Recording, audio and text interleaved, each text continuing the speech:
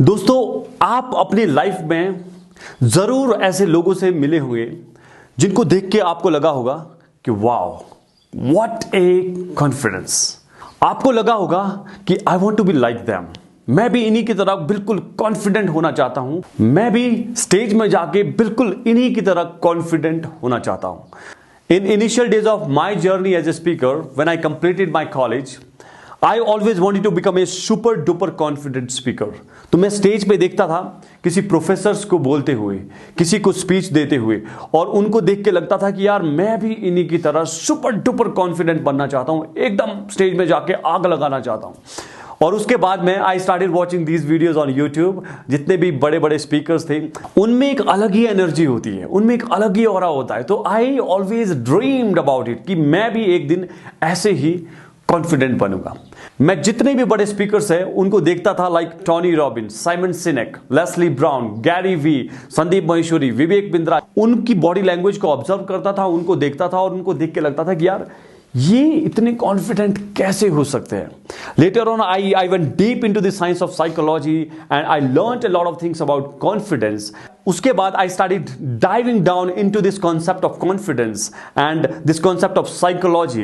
How can we become super confident when we go on stage? After that it's been a decade now. I have spoken to more than 50,000 students, parents, teachers, professionals from the different cultural background. And आज मुझे लगता है कि मैं किसी भी stage में खड़े होके कहीं पे भी किसी के सामने भी सुपर कॉन्फिडेंट होके बात कर सकता हूं। सो अब जानने की कोशिश करते हैं कि अगर आपको एक पावरफुल स्पीकर बनना है तो आपको क्या क्या चीजें अपने दिमाग में रखनी जरूरी है। Number 1, you need to know the real definition of confidence, कि ये होता क्या है।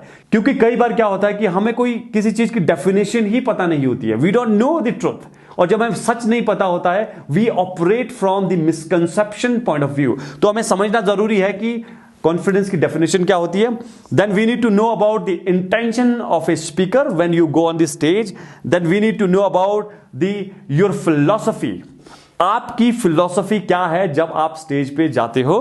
And after that we need to know about the impostor syndrome. ये वो चीजें हैं जो आप स्टेज में जाने से पहले करते हो। इट मींस दैट ये वो चीजें हैं जो आपको माइंडसेट लेवल में तैयार करनी होती है। Because always remember this, what is going on inside your mind before you go on the stage and deliver your presentation is much more important than what you are saying from the stage, what you're delivering from the stage, how you are delivering from the stage।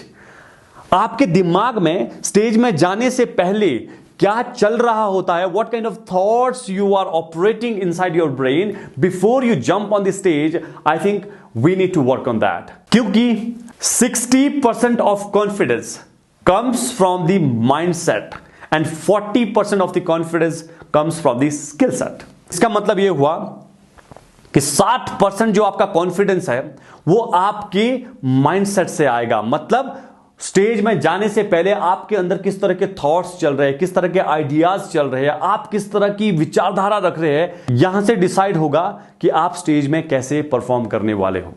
इसलिए एक एक करके समझते हैं कि what is the definition of the confidence.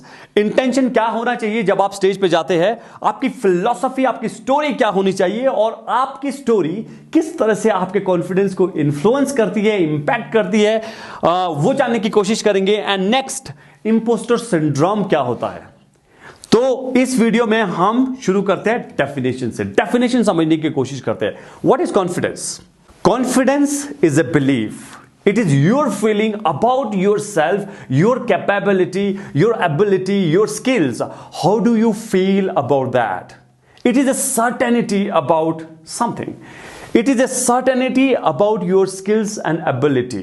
So it means that confidence is a belief, it's a feeling which makes you feel in a certain way. Confidence एक ऐसा thought process है, एक ऐसा बिलीफ सिस्टम है जिसमें आप अपने आप को डिफाइन करते हो कि आप कोई काम को कितने अच्छे से कर सकते हो, whether you can do it और you can't do it. And always remember this, confidence does not means arrogance. Confidence का मतलब एरोगेंस नहीं होता है। कॉन्फिडेंस का मतलब होता है कि you know your self, You know your skills. You know your capability. You know your capacity. You know what you can do and what you can't do. Confidence is an acceptance about your skills and ability. You exactly know what you can do and what you can't do. And in both the situation, whether you can do something or can't do something, you accept this truth and you feel super comfortable. You do not judge yourself. I don't know this. Oh my God. I mean, you become absolutely uncomfortable when you don't know this stuff. Rather, you accept the truth. And in both the situation, you feel absolutely calm and confident because you accept the truth. You do not have unwanted expectations from yourself. You operate yourself from the realistic point of view. So it is super duper important to understand what is confidence. So what is confidence? Confidence is a belief. It's a certainty. It's a thought process about yourself. How do you feel about yourself? So finally, I want you to analyze about yourself, your capabilities, your talent, your skills, and come to a conclusion and be absolutely comfortable when you speak to other human being because you know your truth. तो अब हम बात करने वाले हैं 3 ऐसे psychological factors की जो हमारे कॉन्फिडेंस को डायरेक्टली इन्फ्लुएंस करता है, जो ये डिसाइड करता है कि स्टेज में जाके आपको डर लगेगा या आप फिर बहुत ही नॉर्मल, नेचुरल और कॉन्फिडेंट फील करेंगे। तो ये 3 चीजें हैं। Number 1 is your intention as a speaker when you go on stage, and number 2 is your philosophy as I mentioned earlier, your story about yourself as a speaker, who are you, and number 3 is impostor syndrome. ये 3 ऐसे psychological reasons है। अगर आपने ये अच्छे से समझ लिए, trust me, you gonna win the game. Stage में जाके आप आग लगा दोगे because you know your truth. You know everything about yourself and your audience, and you have got a bigger perspective about speaking. You know everything if you know these 3 things. So इसलिए एक एक करके इन तीनों चीजों को समझने की कोशिश करते हैं. So I will see you in the next video where I'm going to talk about the intention of a speaker. So I'll catch you there. Thank you so very much for watching this video. See you in the next video. Till then, take care of yourself. Bye bye.